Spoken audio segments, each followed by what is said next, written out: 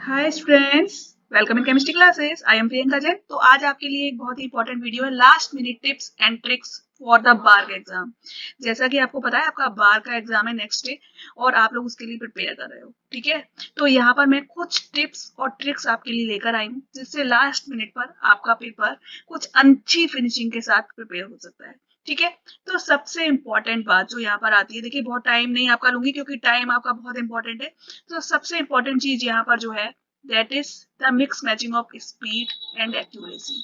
आपको एक बात ध्यान रखनी चाहिए कि यहाँ पर दो ही चीजें इंपॉर्टेंट है, स्पीड एंड एक्यूरेसी। आपको पता है कि बार के एग्जाम में जो मेन थिंग है ना वो है स्पीड।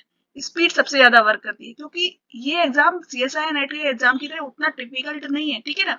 इतना टफ नहीं है, आपको बहुत ज्यादा प्रिपेयर नहीं किया है। अगर आपने नेट के लिए या गेट के लिए प्रिपेयर किया हुआ है ना दैट इज एनफ, ओके। बहुत ज्यादा प्रिपेयर मत करिए। और सबसे इंपॉर्टेंट बात, स्पीड पर फोकस करिए। यहाँ पर आपकी स्पीड होनी चाहिए सबसे ज्यादा। क्यों? क्योंकि देखिए आपके 300 मार्क्स का टोटल क्वेश्चन पेपर है आपका, ठीक है। उसमें आपको करने 100 क्वेश्चंस, ठीक है।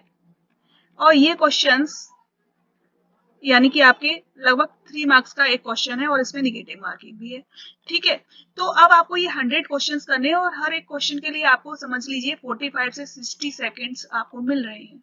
हालांकि एक्चुअली में हम इस तरीके से नहीं देख सकते क्वेश्चंस को, क्योंकि देखिए यहाँ पर जो इनऑर्गेनिक आने वाली है और ऑर्गेनिक आने वाली है ये स्ट्रेट फॉरवर्ड होती है, ठीक है।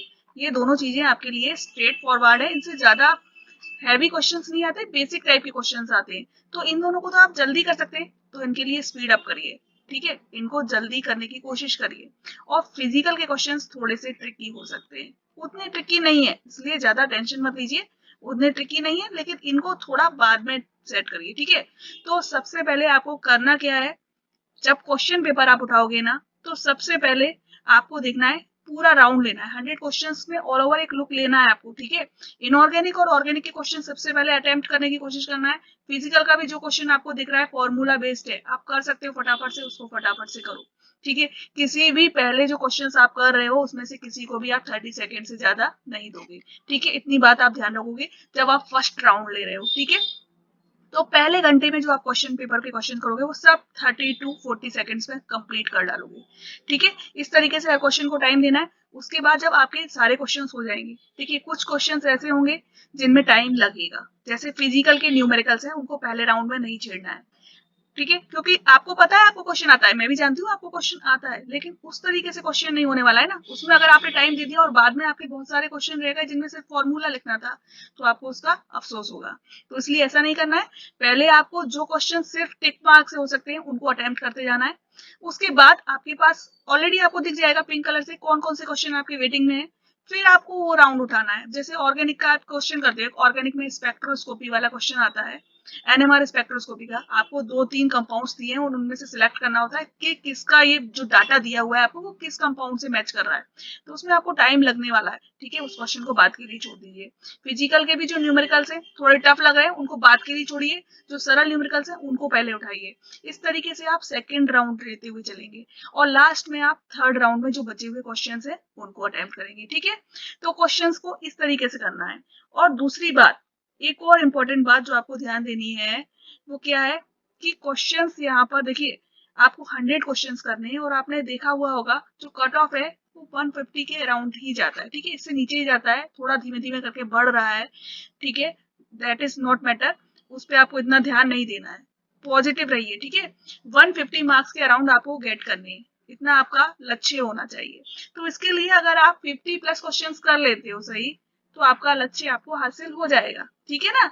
आप इससे कवर कर सकते हो। अगर एक दो क्वेश्चंस आपको लग रहा है गलत हो रहे हैं तो आप 55 टू अगर 60 क्वेश्चंस आपने कर लिए तो समझ लो आपका काम हो ही जाएगा, ठीक है। 55 या 60 इतने क्वेश्चंस आपके हो जाते हैं, 2-3 निगेटिव चले गए कोई दिक्कत नहीं है, आपका मार्क्स का सारा कंट्रीब्यूशन हो जाएगा, ठीक है।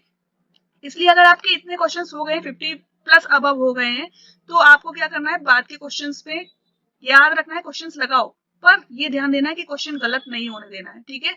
नेगेटिव मार्किंग में अपने ज्यादा मार्क्स वेस्ट नहीं करने हैं, ठीक है।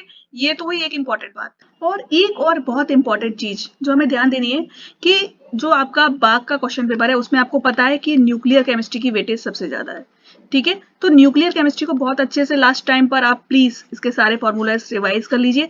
बहुत ज्यादा हार्ड कुछ भी नहीं आने वाला है। आपको अल्फा बीटा एमिशन जो न्यूक्लियर रिएक्शंस होती हैं वो सब कुछ पता होना चाहिए यहाँ पर कि कौन सा पार्टिकल निकल रहा है तो बाद में आपको क्या मिलने वाला है। इस टाइप के क्वेश्चंस ज्यादा आते हैं, या फिर आपसे पूछ लिया जाता है हाफ लाइफ टाइप के क्वेश्चंस। अभी मैंने लास्ट वीक एक वीडियो भी खोला हुआ है न्यूक्लियर केमिस्ट्री पर, आपके लिए कुछ क्वेश्चंस बनाए थे। तो वो पैटर्न आपको ध्यान रखना है। बाइंडिंग एनर्जी से क्वेश्चन आ सकता है, हाफ लाइफ का आ सकता है, डिके कांस्टेंट हो सकता है, छोटी छोटी चीजें हैं। इन पर मेरी एक पूरी प्लेलिस्ट भी बनी हुई है न्यूक्लियर केमिस्ट्री के वीडियोस पे। उनमें आप हल्के वीडियोस जो है ना, लाइट वेट वाले, यानी कि जो सिंपल चीजें हैं, उनको आप एक बार रिवाइंड कर सकते हो और देख सकते हो। बाकी क्वेश्चंस अलग से मैंने दिए हुए हैं, उन क्वेश्चंस को भी आप लगा सकते हो। ठीक है, बहुत ज्यादा आपको डिटेल्स में नहीं जाना है अभी। और एक और इम्पोर्टेंट बात, बी पॉजिटिव। ठीक है, आपने जो कुछ भी प्रिपेयर किया है वो सबसे अच्छा है, ये बात आपको ध्यान देनी है। निगेटिव लोगों से हमेशा दूर रहिए, उनके पास मत जाइए। बस आपने जो प्रिपेयर कर लिया है वो बहुत अच्छा है, क्योंकि बाहर के एग्जाम में कुछ भी कठिन नहीं आने वाला है। आपको स्पीड पर फोकस करना है। बस जो टाइम मैंने आपको दिया हुआ है उस टाइम में क्वेश्चंस लगाते जाइए, आपका पेपर अच्छे से अटेम्प्ट होगा। ठीक है, तो be ready for it, and very very best of luck to all of you for your next exam. Thank you.